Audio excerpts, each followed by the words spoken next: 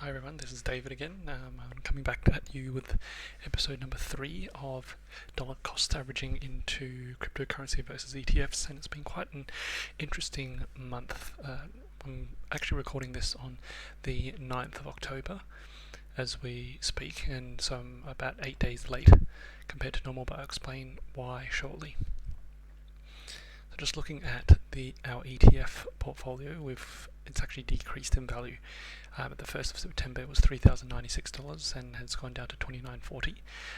Just bearing this, what's actually happened is that there was a bit of a scare with Evergrand, I think towards the end of September, and when I initially did this, the market had taken quite a big hit, so we're actually in the negative when it comes to the ETF side compared to cash, so that's something interesting to note. On the crypto side, it also took a hit as well.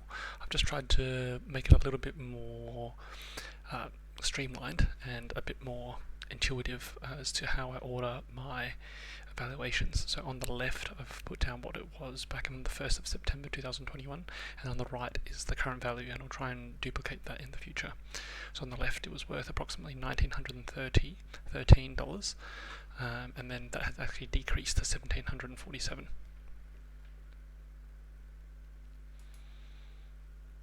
The leveraged curve assets also decreased in value from $120 previously to $89. Again, just to remind ourselves, this is we had borrowed a proportion of stable coins, so that's this negative balance. That's this on the lower half of the screen, and then we had put that into curve. So this just reflects the overall relative bearish sentiment of the market, and it had decreased from $572 to $550. However, our stablecoin borrowing obviously stayed roughly the same, maybe slightly increased because of the small interest rate. So in summary, the Stream 1 actually decreased from 2,034 Australian dollars to 1,836. Our Stream 2, just to remind ourselves, was the DFIN liquidity pairs. I'm thinking of that. I'll probably switch this soon. It looks like the DFIN project is certainly not progressing very well, and I wasn't planning to hold on to it long term, but it's kind of getting to a stage where the token is dropping quite rapidly, and the returns that we're getting aren't really able to be sustained by the time that I sell it. So anyway, I'll update the stream if I do decide to pivot away from the DFIN liquidity pair strategy. Anyway, so the value also decreased from $1,898 to $1,788, and I'm just using the Apeboard platform just to track my portfolio. That seems to be the most comprehensive one so far, and I'll leave a link to that as well. So in summary, our values, they had increased slightly from before. So I've just highlighted what our values are in March, but bearing this in mind.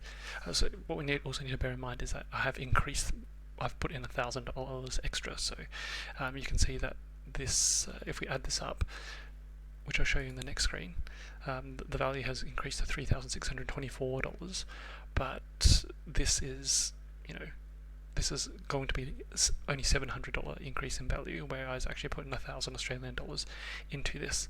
So it just reflects the bearish sentiment that was the month of September.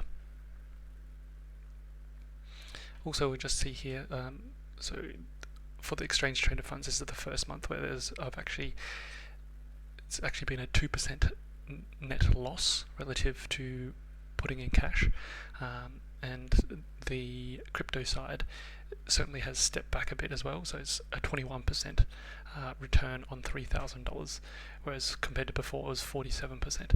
So you can see that here, that the red bar has just pulled back relative to the yellow compared to month number 2. So as a final update, after the top up, so I've now got $3,950 in my ETFs. This is the technological kind of index, and for the crypto side I've put in another 1,000 Australian dollars into a slightly different strategy. So I've put it into the Fantom ecosystem. I've put it on Curve there. The rates there are about 50 to 60% as we speak right now, which is a bit more than Polygon, and the transaction fees are still relatively low.